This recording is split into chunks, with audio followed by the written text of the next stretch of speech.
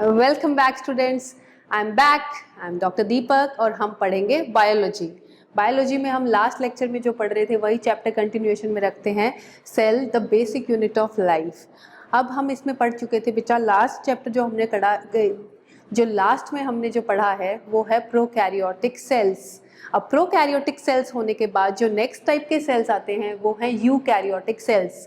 So let's begin with the eukaryotic cells. अब prokaryotic cells और जब यूकैरियोटिक सेल्स हमने पढ़े थे तो एक बेसिक डिफरेंस हम दोनों का कर चुके थे, that eukaryotic cells are the newer ones and they have a defined nucleus and membrane bound cell organelles. मतलब कुछ सेल के ऐसे ऑर्गेनेल होंगे इसके अंदर जो कि मेम्ब्रेन से बाउंड होंगे, जिनके चारों तरफ एक मेम्ब्रेन होगी। So let's talk what your book says about the eukaryotic cells. So These are the new cells in their origin। मतलब पहले जब बने थे तो प्रोकैरियोटिक सेल बने थे। जैसे जैसे लाइफ एडवांस होती गई तो ऑल प्लांट्स एंड एनिमल्स जिन सेल से बने होते हैं वो होते हैं हमारे eukaryotic cells. So eukaryotic cells they possess a true nucleus which we talked in the last lecture also कि यूकैरियोटिक सेल्स में जो है एक न्यूक्लियस होता है। Their genetic material is surrounded by a nuclear membrane or nuclear envelope। मतलब they have a true nucleus और उस न्यूक्लियस के चारों तरफ एक न्यूक्लियर मेम्ब्रेन और न्यूक्लियर एनवलप होता है। ठीक है। सो इसमें क्या क्या आते हैं बेटा? The examples, these are its examples basically, protists, fungi, plants and animals are eukaryotes. सारे प्लांट्स एनिमल्स प्रोटिस्टा ग्रुप में जो आते हैं और फंजाई ग्रुप में जो आते हैं वो सब होते हैं eukaryotes. They possess membrane bound organelles. So nucleus membrane bound है, सेल ऑर्गेनेल्स जो है वो मेम्ब्रेन बाउंड है, जिनके एग्जाम्पल्स हैं मेम्ब्रेन बाउंड सेल ऑर्गेनेल्स कौन से होते हैं बेटा? Endoplasmic reticulum, mitochondria, Golgi bodies. ठीक है। अभी कंफ्यूज मत हो, मेम्ब्रेन बाउंड सेल ऑर्गेनेल्स के नाम को सुन के कंफ्यूज मत हो, because we are going to do them in detail. एक एक ऑर्गेनेल को पकड़ेंगे, उसका फंक्शन पढ़ेंगे, उसका स्ट्रक्चर पढ़ेंगे। So don't confuse your self right now, right. एक बेसिक आइडिया हमको यूकैरियोटिक सेल का चाहिए अभी के लिए, जो कि है कि इसमें न्यूक्लियस होता है और मेम्ब्रेन बाउंड सेल ऑर्गेनेल्स होते हैं। ठीक है। So a typical eukaryotic cell is drawn. जो फिगर आपकी बुक में नेक्स्ट है वो है एक टिपिकल यूकैरियोटिक सेल की। सो एक नॉर्मल सेल की तरह क्या क्या होगा इसमें? This is a cell suppose. So ये तो होगा ही सेल, न्यूक्लियस, इसके अंदर होगा न्यूक्लियस। सो लेट्स सी, ये थोड़ा सा 3D व्यू दिखाया हुआ है। So this is the nucleus, this purple thing, जो ये पर्पल जो कलर का दिखा रखा है ये है न्यूक्लियस। ठीक है। न्यूक्लियस के अंदर भी एक छोटा सा डॉट होता है बेटा। इफ आई टॉक हियर तो न्यूक्लियस के अंदर भी एक डॉट सा होता है, दैट इज न्यूक्लियोलस। ठीक है। न्यूक्लियस है, न्यूक्लियस के चारों तरफ एक मेम्ब्रेन है जिसको बोल दिया न्यूक्लियर एनवलप। ठीक है। जो हम बात कर रहे हैं कि यूकैरियोटिक सेल्स की बेसिक कैरेक्टरिस्टिक्स है। और इसके अंदर एक जो होता है न्यूक्लियोलस। ठीक है। उसके बाद हमने जो बात करी कि सेल ऑर्गेनेल्स होंगे जो कि मेम्ब्रेन बाउंड होंगे। So we have endoplasmic reticulum, एक सेल ऑर्गेनेल जो कि मेम्ब्रेन बाउंड होता है वो होता है एंडोप्लाज्मिक रेटिकुलम। जो दूसरा होता है वो होता है गोल्जी एपरेटस, राइट। उसके बाद जो हम बात कर रहे हैं माइटोकॉन्ड्रिया, ये भी मेम्ब्रेन बाउंड सेल ऑर्गेनेल है। उसके बाद जो होता है क्लोरोप्लास्ट, ये भी मेम्ब्रेन बाउंड सेल ऑर्गेनेल है। उसके अलावा कुछ और ऑर्गेनेल्स भी होते हैं, वो हैं इसमें वैक्यूल। ठीक है। So now let's talk about the eukaryotic cell. आपने जो बेसिक डायग्राम और आउटव्यू आपने देख चुके हो आप। इसके अलावा जो इसमें होगा वो सब, जैसे प्रोकैरियोटिक सेल में था ये सब जो होगा, all this is the cytoplasm,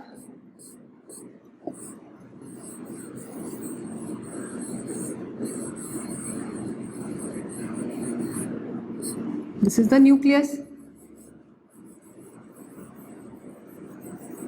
this is the cell wall। ठीक है।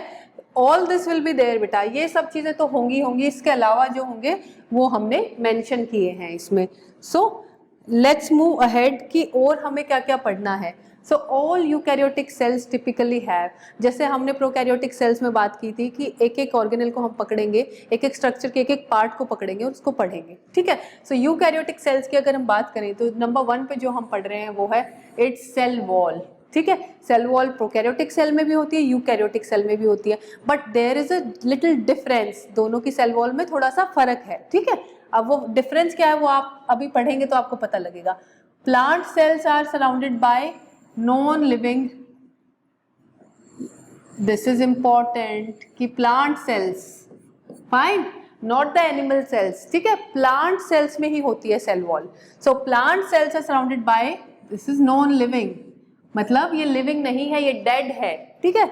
सो रिजिड है, रिजिड मतलब हार्ड, परमिएबल, जब हमने अगर परमिएबल की बात करें तो ये परमिट करती है कि कुछ भी अंदर आए और कुछ भी बाहर जाए, ठीक है, सो परमिट कर देती है।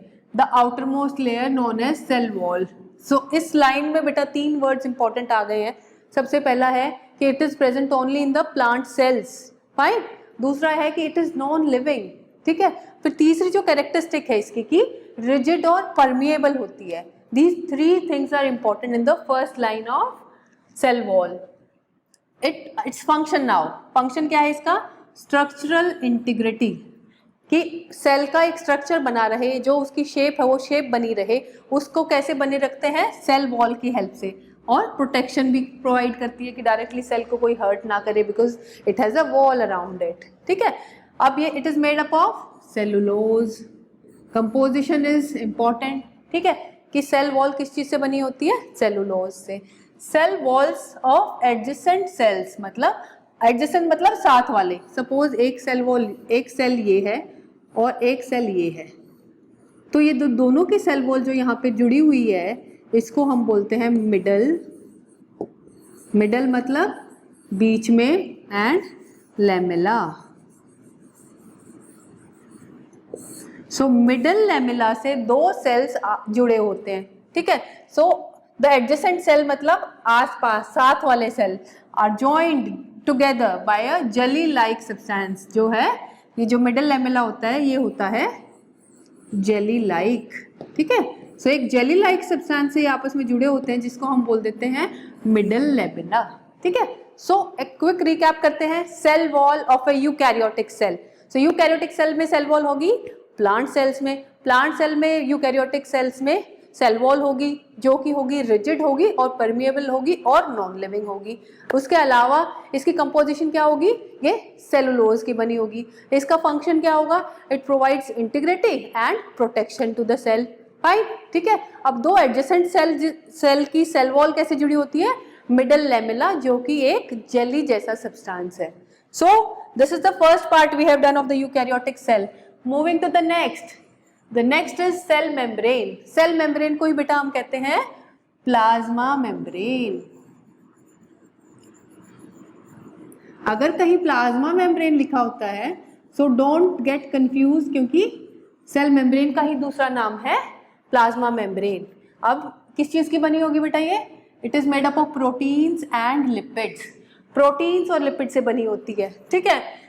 इसका कैसा कैरेक्टरिस्टिक होता है? कैरेक्टरिस्टिक इसकी होती है सेमी परमिएबल। दैट मीन्स कि ये सेलेक्टेड चीजों को अलाउ करेगी अंदर घुसने के लिए, बाहर निकलने के लिए, ठीक है। So it is the one who will decide कि कौन सेल के अंदर जा सकता है और कौन सेल से बाहर आ सकता है, ठीक है।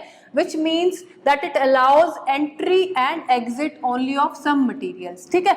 सो सेल मेम्ब्रेन की बात करें तो किस चीज की बनी है और कैसा इसका कैरेक्टरिस्टिक है, ये इंपॉर्टेंट है। अब बेटा आपके यहाँ एक फिगर दी हुई है plasma membrane of eukaryotic cell.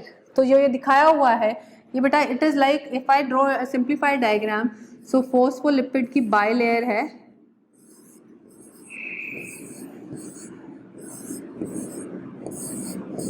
ठीक है। अगर इसमें मैं ये ड्रॉ करूं तो इट इज लाइक ये यहां है,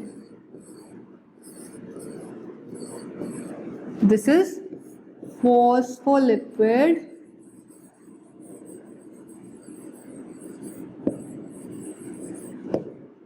बाय लेयर। बाय मतलब दो फॉस्फोलिपिड्स मिलके एक लेयर बना रहे हैं जिसको हमने बोला है प्लाज्मा मेम्ब्रेन या फिर सेल मेम्ब्रेन, ठीक है। इसके अलावा बेटा देयर आर फ्यू प्रोटीन्स जो इसके अंदर होते हैं जो कि कुछ प्रोटीन्स तो छेद बना देते हैं कि कौन अंदर जाएगा कौन बाहर जाएगा। So we are not going in that much detail, ठीक है। सो आपको सिर्फ याद करना है कि ये बनी होती है फॉस्फोलिपिड बायलेयर, ठीक है, या फिर ये प्रोटीन्स और लिपिड से मिलके बनी होती है, बिकॉज ये तो हमारा हो गया लिपिड, ठीक है, और प्रोटीन्स ये यहाँ पे बीच बीच में बहुत सारे टाइप के प्रोटीन्स होते हैं। We have a transmembrane glycoprotein, then we have this channel protein, ठीक है, transmembrane protein, peripheral protein. So बहुत सारे प्रोटीन्स और बहुत सारे लिपिड से मिलके बनती है ये लेयर, और ये सेमी परमिएबल लेयर होती है, ठीक है। So moving to the next part जो कि हमको पढ़ना है वो है प्रोटोप्लाज्म और साइटोप्लाज्म। बेटा प्रोटोप्लाज्म और साइटोप्लाज्म जो है कुछ लोग इनवेरिएबली यूज करते हैं, मतलब उसी को प्रोटोप्लाज्म कह देते हैं और उसी को साइटोप्लाज्म कह देते हैं, ठीक है। बट जो इसमें बेसिक डिफरेंस जो होता है बेटा वो होता है, suppose this is a cell, ये तो है हमारा सेल, फाइन। अगर मैं बात करूं इसमें, सपोज दिस इज न्यूक्लियस, ठीक है। If I talk about cytoplasm, so जो सेल वॉल और न्यूक्लियस के बीच में जो जेली सब्सटेंस है, इस सब को कहेंगे हम साइटोप्लाज्म,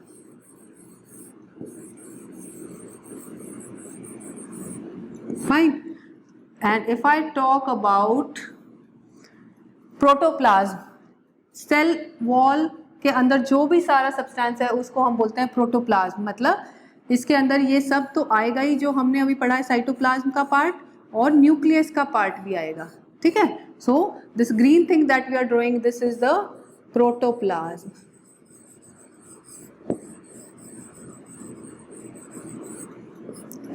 इन शॉर्ट बेटा मैं एक इक्वेशन ड्रॉ करती हूँ। इन शॉर्ट अगर मैं बात करूं, in short if we talk, then protoplasm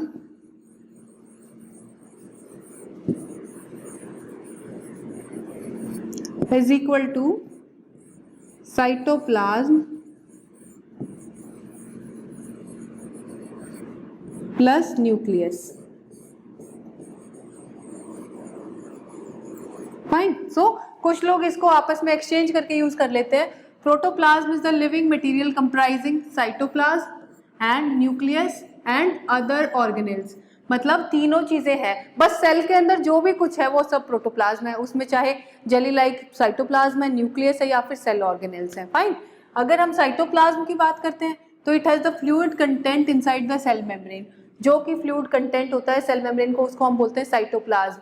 इसके अंदर हमारे सेल ऑर्गेनेल सस्पेंडेड रहते हैं और न्यूक्लियस इसके अंदर इंक्लूडेड नहीं रहता है, fine. So this is the basic difference between protoplasm and cytoplasm. But at times हम इनको इन्वेरिएबली यूज कर सकते हैं क्योंकि सेल के अंदर जो चीज़ है वही साइटोप्लाज्म है और वही प्रोटोप्लाज्म है, बट थोड़ा सा डिफरेंस है जो हमको याद रखना है और समझना है बेसिकली कि what is the basic difference. अब हमने बेटा सेल की बात करी, we know what is cell. Cell अब हमने दो टाइप के बोले हैं, एक है प्रोकैरियोटिक, एक है यूकैरियोटिक। ये डिवीजन हमने किया है on the basis of their organisation, कि उनके सेल के ऑर्गेनल कैसे अरेंज हैं, पुराने टाइप के हैं या बेटर टाइप के हैं, ठीक है। उस बेसिस पे हमने इनको टू टाइप के सेल्स बोले हैं, protoplasm and prokaryotic and eukaryotic. अब प्रोकैरियोटिक सेल की जो चीजें हमने पढ़ी हैं बेटा, we spoke about it cell wall, then plasma membrane, then हमने बोला साइटोप्लाज्म, उसके बाद हमने इनके मीजोसोम्स की बात करी which are typical of prokaryotic cells, क्योंकि ये तीनों चीज तो हम यूकैरियोटिक सेल में भी बात कर रहे हैं। Then we have ribosome and inclusion bodies. ये 6 things we have discuss in the prokaryotic cells. अब यूकैरियोटिक सेल में हम इसको 2 टाइप में डिवाइड कर रहे हैं बेटा, plant cell and animal cell, ठीक है। अब यहाँ पे क्या चीज नोटिस करने की बात है, न्यूक्लियस होगा प्लांट सेल में भी और एनिमल सेल में भी, सेल वॉल जो होगी वो सिर्फ होगी प्लांट सेल में। This is the one thing that we have to notice, cell wall present only in plant cell. इस एक चीज को बताने के लिए बेटा इन्होंने ये डिफरेंस बताया है कि cell wall is present only in the plant cell. अब प्लाज्मा मेम्ब्रेन होगी, इसके बाद ये प्लांट सेल में भी है और ये एनिमल सेल में भी है। उसके बाद साइटोप्लाज्म होगा, वो प्लांट सेल में भी है और एनिमल सेल में भी है। सो नाउ वी नो कि एनिमल सेल और प्लांट सेल में क्या बेसिक डिफरेंस है, that plant cells have a cell wall and animal cells do not have any cell wall. तो अब प्रोकैरियोटिक सेल और यूकैरियोटिक सेल के बेटा we have discussed prokaryotic cell and a eukaryotic cell and also their differences हमने अलग अलग discuss किए हैं, बट हमने कभी टेबल नहीं बनाई अभी तक। So let's put them in a tablet form, एक टेबल के फॉर्म में हम उनको पुट कर देते हैं डिफरेंसेस को, ताकि आपको याद रखने में ईजी हो जाएगा। So number 1 is the size. Prokaryotic cells छोटे होते हैं, यूकैरियोटिक सेल्स थोड़े से बड़े होते हैं। नाउ अगर हम थोड़ा सा इनको याद करें तो ये होते हैं 1 से 10 माइक्रोमीटर साइज होता है इनका, और इनका होता है 5 से 100 micrometre. Fine. So prokaryotic cells are small, eukaryotic cells are relatively bigger. ठीक है। उसके बाद जो होता है बेटा nucleus. The second thing that we talk is nucleus. तो ट्रू न्यूक्लियस इज एब्सेंट, मतलब न्यूक्लियस ट्रू नहीं होता हमारा प्रोकैरियोटिक सेल में, और यहाँ पे होता है हमारा nucleus true with a nuclear membrane या न्यूक्लियर एनवलप। इसमें बेटा जो होता है इट कंटेन्स सिंगल क्रोमोसोम, या फिर हमारा डीएनए मटेरियल एक जगह ऐसे पड़ा होता है जिसको हम बोलते हैं न्यूक्लियोइड। ठीक है। इधर जो है बेटा it contains more than 1 chromosome. ये न्यूक्लियस के अंदर क्रोमोसोम बड़े प्यार से अरेंज होते हैं। Chromosome, don't worry about chromosome कि क्या होता है chromosome, this we will again study later on कि क्रोमोसोम क्या होता है। जैसे हमारे न्यूक्लियस के अंदर जो डीएनए है वो एक ऑर्गेनाइजेशन फॉर्म में आ जाता है, एक ऑर्गेनाइज सा फॉर्म बना लेता है, और ऐसी शेप दिखती है उसकी हमको। इसके अंदर हमारा होता है DNA and this is a structure of chromosome. ठीक है। तो no need to worry, this we are going to study later on कि एक क्रोमोसोम क्या होता है। फाइन। दूसरा जो है the fourth difference is that membrane bound cell organelles are absent. Membrane bound cell organelles नहीं होते हैं इसमें, और इसमें मेम्ब्रेन बाउंड सेल ऑर्गेनेल्स होते हैं। ठीक है। So the basic 4 differences in prokaryotic cell and eukaryotic cell we know, and the fifth one that we can write is these are primitive cells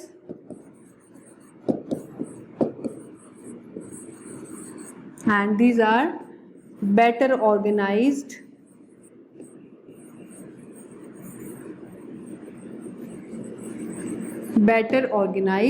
cells. ठीक है। So now we know the 5 basic differences between the prokaryotic cells and the eukaryotic cells. हमने एक basic outline दोनों की बात की है। Eukaryotic cell की हमने आज सेल वॉल बात की है, सेल मेम्ब्रेन बात की है, एक साइटोप्लाज्म और प्रोटोप्लाज्म की बेसिक बात की है। इसके अलावा बेटा अब यूकैरियोटिक सेल के अंदर और क्या क्या होगा, that we have to talk in detail. एक एक ऑर्गेनल को पकड़ेंगे, उसका फंक्शन और स्ट्रक्चर देखेंगे। That we will be doing in the next lecture. Till then you can re-watch this video again and again जब तक आपको समझ में नहीं आ जाता। Still you are left with any doubts, फिर भी आपको लगता है यार मैंने 3 बार वीडियो देखी पर एक दो चीज़ है जो अभी भी समझ में नहीं आ रही है। I know it is difficult for you, इस लेवल पे इतनी बड़ी चीज़ें इमेजिन करना और समझना, I know it's really difficult, but you can always contact me on the school phone number and I will be there for you any time of the day. Thank you so much for listening so patiently. Thank you.